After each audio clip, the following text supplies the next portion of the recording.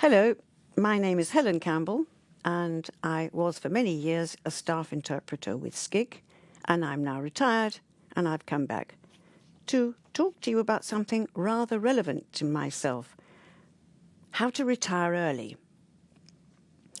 What I'm going to talk about is the way modest earners can retire even at 40, and I'm going to start now. Well, for some people, retirement is a dream. They've worked hard all their lives and they finally see ahead of them the paradise that is retirement. Time to do what you want, time to travel, and to play golf and play bridge and see the family and do lots of babysitting. This is absolutely and definitely not for me. Sorry to say, but I actually love work. I enjoyed my years in SCIG very much. I enjoyed the camaraderie of the office. I enjoyed interpreting. I loved traveling all over the world on mission. I mean, what is not to miss? But not everybody is as lucky as I was. Many people are keen to retire as soon as they possibly can. But they can't do so because they don't have the financial resources. However, some do manage it, and in some rather interesting ways. Some middle-class workers have become rather fed up with work, and they reject the view that we should all be working into our 60s or even 70s. And so they have set up a movement: how to gain financial independence and retire early. The movement started in North America and has now come over to the United Kingdom.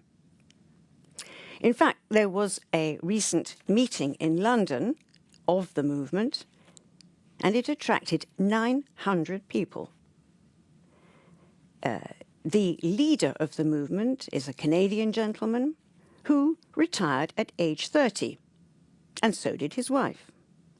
And they did this in order to start a family and be able to spend lots of time watching their children grow up and being hands-on parents. Now, this gentleman has proved that you can do this without earning a Silicon Valley salary. And he's so convincing that quite a few followers have decided to do likewise. For example, an accountant, let us call him Mr. Smith, in London. Mr. Smith retired 5 years ago at the age of 43, and so did his wife. How did he manage to do this? Well, as he points out, it's about basic maths. You need a net worth of 25 times your annual spending invested safely in low-cost funds or buy-to-let property. This presupposes that you're going to withdraw 4% every year from your fund in order not to run out of money. So if you want to live on £25,000 a year in your retirement, without a mortgage or rent, you need a pot of £625,000. If you spend £50,000 a year, you're going to need £1,250,000. That sounds quite a lot, doesn't it? But it is apparently perfectly feasible, says Mr. Smith. It isn't so much how you earn or what you earn, but the important thing is how much you can save. If you can save 50% of your take-home pay, it'll take you 19 years to go from zero to not having to work at all. If you save 75%, then that will be 7 to 8 years.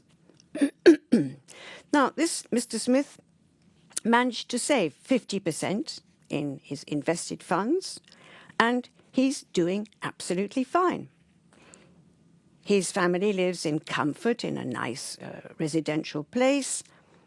He has worked out he needs £24,000 a year and has a decent lifestyle. Now let's look at his decent lifestyle. He has a second-hand Skoda car. He and his family spend their holidays in Europe. They don't fly, they drive. And what about the big savings you can make?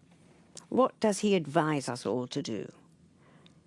He says avoid expensive cars, avoid holiday homes, and private education, and never, ever borrow on credit cards. Don't go shopping as a leisure activity is another piece of advice that I perhaps should take note of. And don't go to restaurants, eat at home.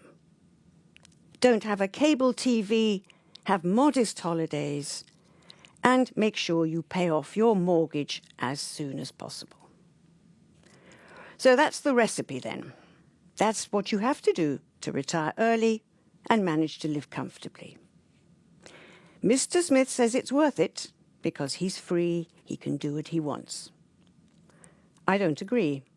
I would say it's quite a job to manage your savings and track your investments.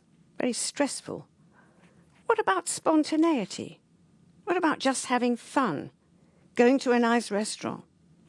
Going shopping?